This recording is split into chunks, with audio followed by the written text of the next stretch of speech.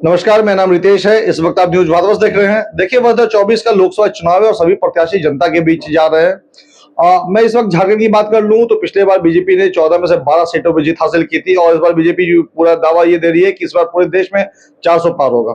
इस वक्त हम माफ कीजिएगा, राजमहल लोकसभा सीट से हैं और हमारे साथ ताला मांडी है, जो कि पिछले बार 2019 में इन्होंने विधानसभा चुनाव भी लड़ा था आसू पार्टी से, और इस वक्त ये बीजेपी से जो है कि यहाँ पे चुनाव लड़ रहे हैं। सर, ये आपके क्षेत्र में 3 लोग हैं जो कि प्रत्याशी हैं यहाँ पे, मुख्य तौर से देखा जाए आप हैं और भी 2 प्रत्याशी हैं, एक प्रत्याशी और भी है जो जेएमएम से है। तो आपको टक्कर किन से लग रहा है? ऐसा कुछ चुनौतीपूर्ण। राजमहल लोकसभा सीट के बारे में अगर गौर किया जाए तो वर्तमान स्थिति में जो इस क्षेत्र का जो रुझान, लोगों का जो रुझान देखा जा रहा है, उसमें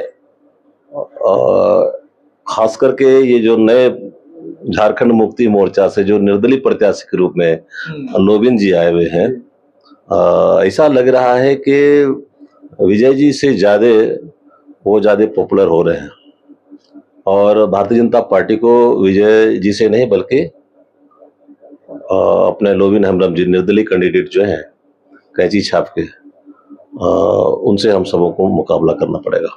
कहीं ना कहीं ये भी कहा जा रहा है कि हेमंत जी जो है कहीं ना कहीं बीजेपी की ही तरफ से वो सपोर्टिव में वो अधिक खड़ा हो रहे हैं और जेएमएम का वोट काटने का काम कर रहे हैं। ऐसा कुछ है? नहीं, ऐसा कुछ नहीं है, क्योंकि उसको इतना ही प्रताड़ित किया गया है, जेएमएम के द्वारा इतना ही प्रताड़ित किया गया है कि बाध्य होकर के उनको निर्दलीय कैंडिडेट के रूप में खड़ा होना पड़ा है।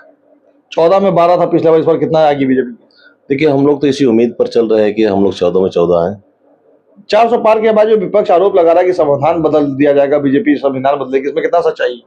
देखिए, विपक्षी दल के जितने भी लोग हैं हमेशा भारतीय जनता पार्टी को बदनाम करते आई है और भरसक लोगों को बरगलाने का प्रयास करते रही है। लेकिन सच्चाई यह है कि भारतीय जनता पार्टी इस देश के लिए, देश के लोगों के लिए जितना बेहतर काम करे दूसरी पार्टी कोई नहीं कर। जनता के बीच जा रहे हैं, अभी जेएमएम के वर्तमान जो उम्मीदवार है यहाँ से लोग वो विजयी हैं।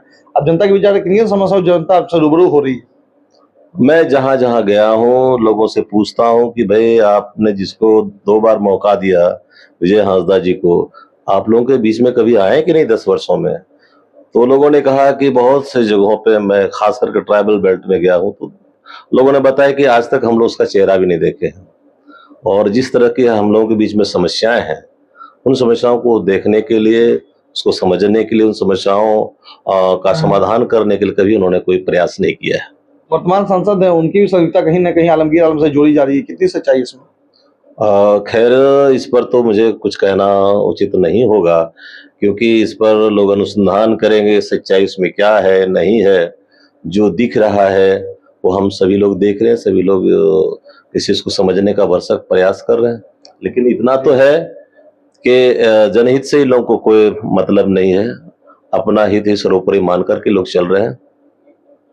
जनता के बीच ज्यादा समर्थन क्या लग रहा है, क्या रुझान लग रहा है? हमें जो लगा, जो मैं क्षेत्र भ्रमण के क्रम में देख रहा हूँ, सभी जाति वर्ग समुदाय की ओर से भारतीय जनता पार्टी को वोट मिलने जा रहे हैं, क्योंकि हमारे देश के यशस्वी प्रधानमंत्री ने सबों के लिए काम किया है और इसका असर सभी लोगों के बीच देखा जा रहा है।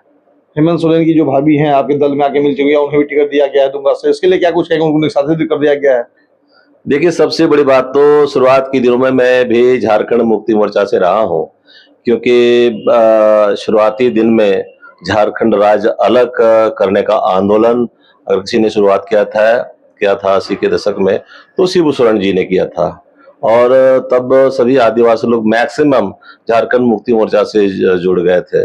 लेकिन जब झारखंड राज्य अलग होने का वक्त आया, तो उस वक्त झारखंड राज्य को अलग करने का इन लोगों ने कोई प्रयास नहीं किया, बल्कि लोग 3.5 करोड़ में बिक गए। और तब से हम लोगों ने उस झारखंड मुक्ति मोर्चा से हम लोगों ने उसको अलविदा कह दिया। और तब से हम लोगों ने झारखंड मुक्ति मोर्चा के बारे में यही देखा, यही समझा कि ये सिर्फ लोगों को बरगलाने वाली पार्टी है और हर हमेशा यहाँ के सीधी शादी भोली भाली जनता को बरगलाती रही है, ठगते रही है और अपनी झोली भरती रही है। बाबूलाल मांडी अपने पूरे दल के साथ बीजेपी में जुड़ चुके हैं, क्या लगता है उनकी घर वापसी हुई है? और उसके बाद ये आरोप है कि उनकी पूरी लॉबी जो है, जिनको भी टिकट दिया गया झारखंड में, उनकी पूरी लॉबी को दिया गया जेवीएम के लोगों को। मैं इसको मैं नहीं मानता, बल्कि वो जब से आए हैं, पहले तो वो आपके भारतीय जनता पार्टी में ही थे। भारतीय जनता पार्टी में रह करके प्रथम मुख्यमंत्री बने इस झारखंड राज्य के, और किसी कारणवश उनको एक दल का गठन, अलग दल का गठन करना पड़ा। और जब से उस दल से वापस लौटे हैं, तब से भारतीय जनता पार्टी को एक बल मिला है, और बड़ी संख्या में आदिवासी खास करके उनके तरफ लोगों का झुकाव है, बाबूलाल मरांडी जी की तरफ। और हमें लगता है कि उनके आने के बाद भारतीय जनता पार्टी को बहुत ही अच्छा लाभ मिलेगा। जिस तरह से ईडी के शिकंजे में हेमंत सरकार आए हैं, क्या लगता है कि कहीं ना कहीं सिंपैथी वोट भी जाएगा उनको? देखिए, एक एक आदिवासी लोग समझ गए हैं कि उनको, जैसे कि झारखंड मुक्ति मोर्चा का या फिर यूपीए गठबंधन का ये आरोप, वे लोग आरोप लगाते रहे हैं कि ये भारतीय जनता पार्टी के लोगों ने ही इनको अंदर किया है। आदिवासी मुख्यमंत्री थे इसलिए उनको अंदर किया है, बहुत अच्छा काम कर रहे थे, लेकिन वैसी बात नहीं है। हमारा जहाँ तक राजनीतिक जीवन हमने जहाँ से शुरू किया है, तब से लेकर अब तक हमने यही देखा कि इनके शिबू सोरेन के राजनीतिक जीवन में जितने सारे कार्य हुए, या जो भी अब उनके बेटे हेमंत सोरेन ने मुख्यमंत्री बनने के बाद जो काम किया है, मैं ये कह सकता हूँ वो नाम का है। सिर्फ योजना बनी है गरीब लोगों के नाम पे, लेकिन उसके आड़ में लोगों ने सिर्फ कमाई ही देखा है, और अपना जेब भरने का ही लोगों ने काम किया है। और जो जल जंगल जमीन की बात लोग क्या करते थे, खुद लोग जल जंगल जमीन को समाप्त कर करके गाढ़ी कमाई लोगों ने की है, और यहाँ तक कि सरकारी जमीन को भी लोगों ने बेच डाला। और ऐसे में उनका जेल जाना स्वाभाविक था, क्योंकि कोई भी आदमी, चाहे वो कोई किसी भी पद में वो आरूढ़ हो, सत्तासीन हो, अगर कोई गलत करता है तो उसके लिए भी वही कानून है जो आम नागरिक के लिए है, और ऐसे में उनका जेल जाना स्वाभाविक था।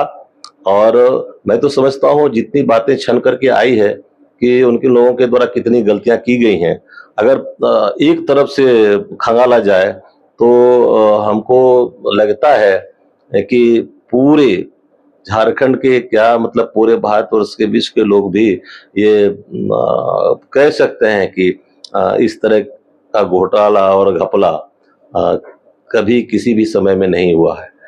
और हम तो समझते हैं कि आदिवासी लोग खास करके सीधे साधे, भोले भाले और ईमानदार स्वभाव के होते हैं, और इन्होंने जैसा कर्म किया है, ये हम समझ सकते हैं, हम कह सकते हैं कि पूरे आदिवासी समाज को इन्होंने शर्मसार किया है। और सर देखिए, इससे पहले आप विधायक का चुनाव लड़ते 2022 में, उसमें क्षेत्रफल काफी कम था, और अभी जो है काफी बड़ा दायित्व है, बहुत बड़े क्षेत्र पे जा रहे हैं, दर्जनों सभाएं डेली हर रोज कर रहे हैं। क्या लगता है सर, यहाँ की आवाज दिल्ली में किस मुद्दों पे लेकर आप जाकर उठाना चाहेंगे?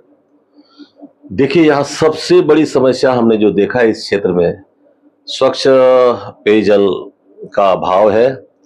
लोग बूंद बूंद पानी के लिए तरस रहे हैं, और अब तक इन क्षेत्रों में खास करके हमने यही देखा, जहां जहां झारखंड मुक्ति मोर्चा के लोग शुरुआत के दिन से इस क्षेत्र का, जिस भी क्षेत्र का प्रतिनिधित्व किए हैं, सबसे ज्यादा उसी क्षेत्र में इस तरह की समस्याएं देखने को मिल रही हैं। सर, आने वाले समय में मतदान होने जा रहे हैं, क्या कुछ अपने जनता को हमारे चैनल के माध्यम से संदेश देना चाहेंगे? क्या कुछ अपील करना चाहेंगे, खासकर उन युवाओं को जो फर्स्ट टाइम वोट देने जा रहे हैं सर? देखिए, आजकल के युवा वो कल के भविष्य हैं, और उन लोगों को पता है देश की स्थिति और परिस्थिति के बारे में, देश की क्या दशा है, और हमारे देश के यशस्वी प्रधानमंत्री उसको कौन सी दिशा देने वाले हैं। जब हमारे देश के यशस्वी प्रधानमंत्री का सपना है 2047 तक इस देश को विकसित राष्ट्र बनाएंगे, और भला ऐसी स्थिति में कोई भी नागरिक, कोई भी व्यक्ति, कोई भी नौजवान अपने देश के प्रधानमंत्री के सपना को पूरा होते कौन नहीं देखना चाहता। और ऐसे में जितने भी युवा वर्ग जो नए जुड़े हैं, जो पहली बार मतदान करेंगे, पूरे जोश खरोश के साथ कमल फूल छाप में बटन दबाएंगे, ऐसा हमारा विश्वास है।